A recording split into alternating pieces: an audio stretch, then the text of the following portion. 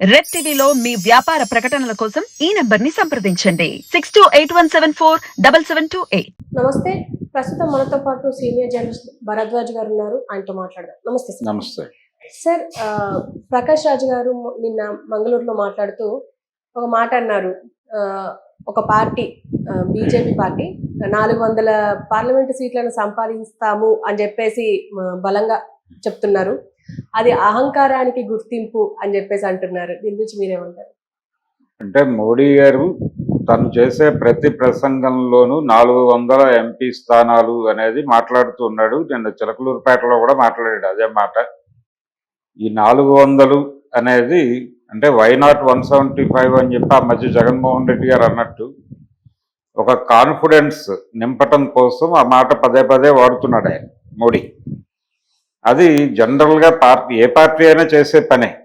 కొంచెం వ్యూహాత్మకంగా శ్రేణుల్లో ఒక స్థైర్యాన్ని నింపడం కోసం చేసే ప్రయత్నం.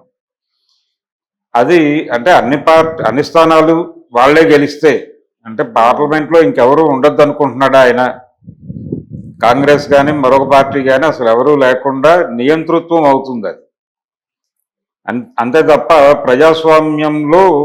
ప్రజాస్వామ్యం బలంగా ఉండాలంటే ప్రతిపక్షాలు కూడా బలంగా ఉండాలి. ప్రతిపక్షాలకు బలమైనటువంటి స్థానం ఉండాలి చట్టసభల్లో. ఉన్నప్పుడు మాత్రమే ప్రజా సమస్యల మీద బలమైన చర్చలు జరుగుతాయి. ప్రభుత్వం సరైనటువంటి దిశలో నిర్ణయాలు తీసుకునేలాగా వీళ్ళందరూ ప్రభుత్వం వెంటపడి మంచి నిర్ణయాలు బయటకు వచ్చేలాగా చేస్తారు అనేది ప్రజాస్వామిక మౌలిక సూత్రం. ఆ యాంగిల్లో ప్రకాష్ రాజ్ గారు మాట్లాడాడు. ఆ యాంగిల్లో మాట్లాడుతూ ప్రతి చోట 400 సీట్లు గెలిచేస్తాం, 400 మేమే అని మాట్లాడుతున్నాడు ఆయన. ఇది అహంకారం అని అన్నాడు కానీ అహంకారం మాత్రమే కాదు. అహంకారంతో పాటు ఒక రకమైనటువంటి నియంతృత్వ ధోరణికి, అంటే మేము చాలా చేశాం, ఇప్పటికే చాలా బుల్డోజ్ చేసుకుంటూ వెళ్ళిపోయాం అనే పద్ధతిలో మోడీ ప్రసంగాలు నడుస్తున్నాయి. అంటే అసలు సాధ్యమా భారతదేశంలో ఇలాంటి బిల్లులు అనుకున్నటువంటి అనేక బిల్లులు వాళ్ళు పాస్ చేసుకోగలిగారు. మొదటి 5 ఏళ్ల కంటే కూడా తర్వాత 5 ఏళ్లలో వాళ్ళు చాలా పనులు చేసుకున్నారు. బీజేపీ బుల్డోజ్ చేసి, అంటే సభలో నుంచి ప్రతిపక్షాలను బయటకి గెంటేసి కూడా వాళ్ళు సక్సెస్ఫుల్గా అది ఆర్టికల్ 370 రద్దు కావచ్చు, లేకపోతే కామన్ సివిల్ కోడ్ కావచ్చు, అయోధ్య వ్యవహారం కావచ్చు, అన్నీ వాళ్ళు చాలా సిస్టమేటిక్గా వాళ్ళు ఏవైతే చేస్తామని చెప్పారో అంటే వాళ్ళ సమూహాలకి, వాళ్ళ ఓట్ బ్యాంక్ని సంతృప్తి పరచడం కోసం ఏం చేయాలని అనుకున్నారో అవన్నీ చేశారు నిర్మోహమాటంగా. కాబట్టి ఇప్పుడు కొత్తగా 400 సీట్లు ఇస్తే ఇంకొంచెం దూకుడుగా ఇవే పనులు చేస్తారు. ఇంకా చాలా పెండింగ్ పనులు ఉన్నాయి వాళ్ళకి. ఈ పెండింగ్ పనులన్నీ కూడా ఈ క్రమంలో నెరవేర్చుకోవడం కోసం వై నాట్ 400 అంటున్నాడు ఆయన. ఈ 400 స్థానాలు గెలవకపోయినా వాళ్ళు చేసేది అదే. 300 చిల్లర, 300 దాటి వస్తే భారతదేశంలో పార్లమెంట్లో ప్రతిపక్షం ఉండకపోవడం అనేది ఒకటే కాదు, అసలు దేశంలో ప్రతిపక్షాన్ని లేకుండా చేయటం అనేది ప్రోగ్రాం. అంటే ఒకే దేశం ఒకే పార్టీ అనే దిశగా ఆలోచనలు నడిపించేలాగా ఉన్నాయి ఆయన మాటలు. ఆయన వేదికల మీద నుంచి మోడీ గారు మాట్లాడుతున్నటువంటి నిన్న చిలకలూరుపేట ప్రసంగం కూడా, వేదిక మీద 2 ప్రాంతీయ పార్టీల నాయకులు ఉన్నారు, పవన్ కళ్యాణ్, చంద్రబాబు. వాళ్ళిద్దరూ కూడా చాలా ముక్తసరిగా మాట్లాడారు. ఎక్కడా పెద్దగా హడావిడి లేదు. చాలా చప్పగా మాట్లాడాడు చంద్రబాబు, అలా అంతకంటే చప్పగా మాట్లాడాడు పవన్ కళ్యాణ్. పవన్ కళ్యాణ్ భజన కార్యక్రమానికే సరిపోయింది. అంటే కేవలం మోడీని పొగుడుతూ ఆయన దృష్టిని ఆకట్టుకోవడానికి మాత్రమే ఆయన ప్రసంగం పరిమితమైంది. చంద్రబాబు నాయుడు తను జనరల్గా మాట్లాడే చాలా అంశాలు నిన్నటి సభలో మాట్లాడలేదు. ఆయన మాట్లాడకుండా ముక్తసరిగా నడిపాడు. కిరణ్ కుమార్ రెడ్డి ఉన్నాడు, తర్వాత పురంధేశ్వరి గారు ఉన్నారు. అందరి ప్రసంగాలు మొక్కుబడిగానే నడిచినాయి. మోడీ ఒక్కడే టోటల్గా ఆయన స్క్రిప్ట్ ప్రకారం ఆయన వెళ్ళిపోయాడు, ఎక్కడ రాజీ పడలేదు. వేదిక మీద ఉన్నటువంటి 2 ప్రాంతీయ పార్టీలని కూడా నేను ఏదో రోజున తినేస్తానన్న పద్ధతిలో వ్యవహరించాడు ఆయన. వ్యవహరించి ఒకే దేశం ఒకే పార్టీ ఒకే మతం, ఈ పద్ధతిలో పెడుతున్నారు వాళ్ళు. ఆ పద్ధతి నియంతృత్వమే. ఇప్పుడు ఆయన ఏదో అహంకారం అన్నాడు కానీ అహంకారం కాదు, అది నియంతృత్వం. మొదటి నుంచి నియంతృత్వ ధోరణి వ్యక్తం అవుతూనే ఉంది బీజేపీ నుంచి. వాళ్ళు ఏ విషయాన్నైనా ముస్లిం సమాజాన్ని కార్నర్ చేయటం దగ్గర నుంచి మొదలు పెడితే మైనారిటీలను కార్నర్ చేయటం, ఇప్పుడు మణిపూర్లోనూ ఇక్కడ జరిగినటువంటి ఘటనలు చూస్తూ వచ్చాం మనం. క్రిస్టియానిటీ మీద ఎలా దాడులు చేస్తున్నారు, ఇస్లాం మీద ఎలా దాడులు చేస్తున్నారు, ఎలా కార్నర్ చేస్తున్నారు, ఇదంతా కూడా ఒకే మతం కాన్సెప్ట్లో. ఈ ఒకే మతం కాన్సెప్ట్ని ఎమర్జ్ చేస్తూ మైనారిటీలను భయపెట్టి లొంగ తీసుకునే ప్రయత్నం చేస్తున్నాడు ఆయన. ఈ భయపెట్టి లొంగ తీసుకోవటం, అలాగే హిందూ ఓట్లని బలంగా కన్సాలిడేట్ చేయటం. ఈ కన్సాలిడేషన్లో కమ్యూనిస్టు పార్టీల్లో ఉన్నటువంటి హిందూ ఓటర్లని కూడా తను అట్రాక్ట్ చేస్తున్నాడు. అంతేకాకుండా చాలా చోట్ల ఓట్ బ్యాంకుల్ని కొనేస్తున్నారు వాళ్ళు. సాంప్రదాయ ఓట్ బ్యాంక్ ఉన్నటువంటి పార్టీలని టోటల్గా కొనేసి తమ కంట్రోల్లోకి తీసేసుకుంటున్నారు. వెస్ట్ బెంగాల్లో జరిగింది అదే. వెస్ట్ బెంగాల్లో అన్ని స్థానాల్లో బీజేపీ గెలవడం, దాదాపు 13 స్థానాల్లో బీజేపీ గెలవటం అనేది అక్కడ దాదాపు 25 సంవత్సరాల పైన సిపిఎం పాలన నడిచింది.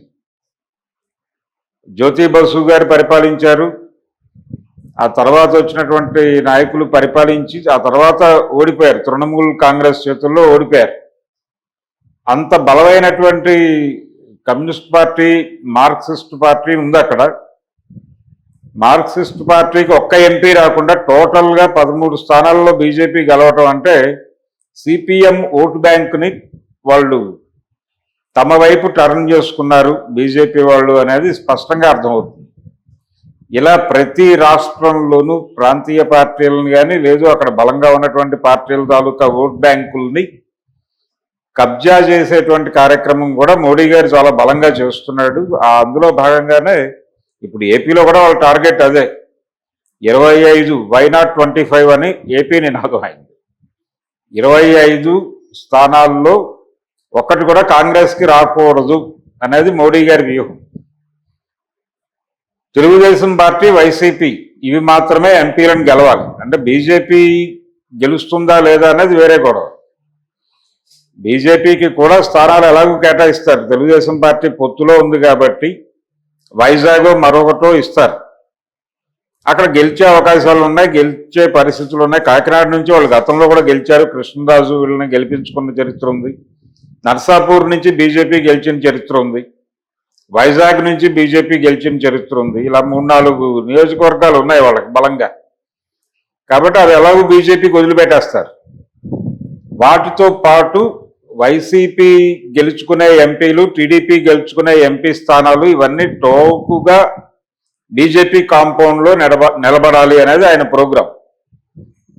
అది ఎలాగో నడుస్తుంది. ఏపీలో 25కి 25 వాళ్ళ దొడ్లోకి వెళ్ళినప్పుడు తెలంగాణలో కూడా అదే చేస్తున్నారు. తెలంగాణలో కాంగ్రెస్ అధికారంలో ఉంది కాబట్టి కొంతమేరకు ఒక ఎడ్జి ఉండొచ్చు. ఆ ఎడ్జి అటు ఉండగా బీఆర్ఎస్ నుంచి గెలిచే ఎంపీలని తమ కాంపౌండ్లో తీసుకెళ్ళాలి అనుకుంటున్నారు. బీజేపీ సీరియస్గా కంటెస్ట్ చేస్తుంది, బీఆర్ఎస్ కూడా ఉంటుంది. బీఆర్ఎస్ ఎంపీలని బీజేపీ ఎంపీలని కలిపి తన కాంపౌండ్లోకి నడిపించాలి అని తెలంగాణలో ఆయన వ్యూహం. అలాగే సౌత్ నుంచి కొంత ఎక్స్పెక్ట్ చేస్తున్నాడు ఆయన. కనీసం 60 స్థానాలు సౌత్ నుంచి రావాలి అనుకుంటున్నాడు. తమిళనాడులో కూడా ఏదో మేరకు చిచ్చు పెట్టే ప్రయత్నం చేస్తున్నాడు. అందుకని ఈ 400 అనేది మొరేల్ నింపటం కోసం మాట్లాడుతున్న మాట, కానీ ఆయన వ్యూహాత్మకంగా దాదాపుగా 400 స్థానాలు అంటే కేవలం బీజేపీ మాత్రమే కాదు, రకరకాల శక్తుల్ని కలుపుకుని 400 స్థానాల్లో తన హవా నడిచేలా చూసుకోవటం అనేది వ్యూహం. కనీసం 350 అన్నా గెలుస్తాం అనేది ఆయన ఉద్దేశం. 300 దాటితే చాలు అని సాధారణ బీజేపీ అభిమానులు అనుకుంటున్నారు. 300 దాటితే ఇంకెవరి మాట వినడు ఆయన. ఎవరి మాట వినటం మాత్రమే కాదు, ఎవరిని బతకనివ్వడు.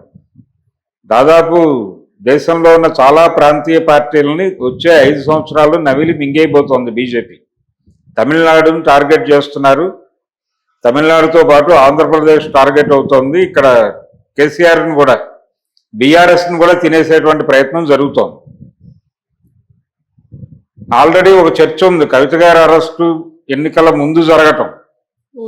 ఈ ఎన్నికల ముందు జరగటము ఈ వ్యవహారంలో ఒక యాంగిల్ ఏంటంటే సింపతి ఓటు బీఆర్ఎస్కి టర్న్ అయితే కొంత బీఆర్ఎస్కి ఏదైనా ఉపయోగపడితే ఆ ఉపయోగపడినటువంటి గెలిచినటువంటి స్థానాలు ఎలాగూ తన కాంపౌండ్లోనే ఉంటాయని బీజేపీ అనుకుంటోంది. అందులో భాగంగానే సింపతి క్రియేట్ చేయడం కోసం అరెస్ట్ చేశారు ఆవిడ్ని అని కొంతమంది మాట్లాడుతున్నారు. కాంగ్రెస్ పార్టీ అంటే రేవంత్ రెడ్డి గారే అన్నాడు ఆ మాట. కానీ సింపతి వేవ్ అయితే కనబట్టలేదు, ఎవరు పట్టించుకోవట్లేదు అసలు. ఆవిడ అరెస్టు గురించి పెద్దగా ఎక్కడా చర్చ కానీ రచ్చ కానీ లేదు. ఆవిడ బెయిల్ మీద బయటకు వచ్చేస్తారు అలాగూ. కాబట్టి ఏదో పద్ధతిలో బీఆర్ఎస్ తెలంగాణ నుంచి కొన్ని స్థానాలైనా గెలవగలిగితాయి. కానీ వాళ్ళు ఒకటి కూడా గెలవనివ్వము అని చెప్పి కాంగ్రెస్ పార్టీ మాట్లాడుతోంది. కానీ కనీసం 3-4 స్థానాలు గెలవాలనేది బీఆర్ఎస్ ప్రోగ్రాం. బీజేపీ కూడా 5-6 గెలిచే అవకాశాలు ఉన్నాయి. మొత్తం మీద ఇక్కడి నుంచో 10, అక్కడ ఒక 25, అక్కడ ఒక 20 వచ్చినా ఇది అవి కలిపితే ఒక 35-40, అక్కడ తమిళనాడులో కొన్ని, కర్ణాటకలో కొన్ని తెచ్చుకుని 60 అనేది టార్గెట్. కనీసం హీనపక్షం 60 అనేది ప్రోగ్రాం. ఇక్కడ మిగిలిన ప్రాంతాలన్నీ కలిపి కనీసం 300 దాటి వస్తాయి. 325కి వచ్చినా చాలు. భారతీయ జనతా పార్టీ మూడోసారి గెలుపు, హ్యాట్రిక్ విజయం. ఈ హ్యాట్రిక్ విజయం తర్వాత ఏ దుర్మార్గాలు చేయబోతోంది ఎన్డీఏ ప్రభుత్వం అనే భయం అయితే జనాల్లో ఉంది. ఈ భయాన్నే ప్రకాష్ రాజ్ గారు వ్యక్తీకరించాడు చిక్మంగళూరులో ఆయన మాట్లాడుతూ. ఆ నియోజకవర్గానికి ఒక చరిత్ర ఉంది. చిక్మంగళూరు నియోజకవర్గం నుంచే గతంలో వీరేంద్ర పాటిల్ మీద ఇందిరాగాంధీ గారు గెలిచారు ఆ రోజుల్లో. ఆ చరిత్ర ఉన్నటువంటి నియోజకవర్గం అది. అక్కడ మాట్లాడుతూ ఆయన అహంకారము, మోడీ, ఆయన తరచూ భారతీయ జనతా పార్టీ మీద సీరియస్ అటాక్ చేస్తూ ఉంటాడు ప్రకాష్ రాజ్. అతన్ని అర్బన్ నక్సల్ అనే మాట కూడా వాడారు భారతీయ జనతా పార్టీ వారు. అర్బన్ నక్సల్ అనే మాట వాడారు. అది చాలా మంది ప్రకాష్ రాజ్ మీద దాడి చేసిన సందర్భం ఉంది. ఆయన స్నేహితురాలి హత్య జరిగినప్పుడు కూడా ఆయన చాలా సీరియస్గా రియాక్ట్ అయ్యాడు. చాలా బలంగా బీజేపీకి వ్యతిరేకంగా మాట్లాడాడు. ఇప్పటికీ మాట్లాడుతున్నాడు. ఆ స్టాండ్లో ఉన్నాడు ఆయన. అందులో భాగంగానే అంటే కేవలం ఆ విషయంలోనే పవన్ కళ్యాణ్తో కూడా డిఫర్ అవుతున్నాను నేనని అన్నాడు ఆ మధ్య. అంటే బీజేపీతో అంటకాగుతున్నాడు పవన్ కళ్యాణ్, కాబట్టి నేను అతనితో ఒక స్నేహబంధం కూడా ఉంది కాబట్టి నేను అతని గురించి మాట్లాడను, వ్యాఖ్యానించను అన్నాడు.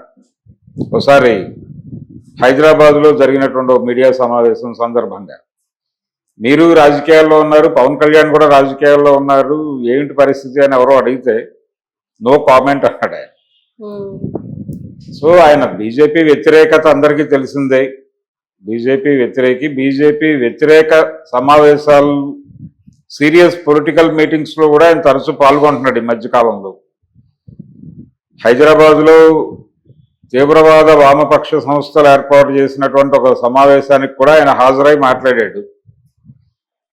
అందుకని బీజేపీ అహంకారం అని చాలా ఈజీగా అనగలిగాడు ఆయన. అహంకారం మాత్రమే కాదు, నియంతృత్వ ధోరణి.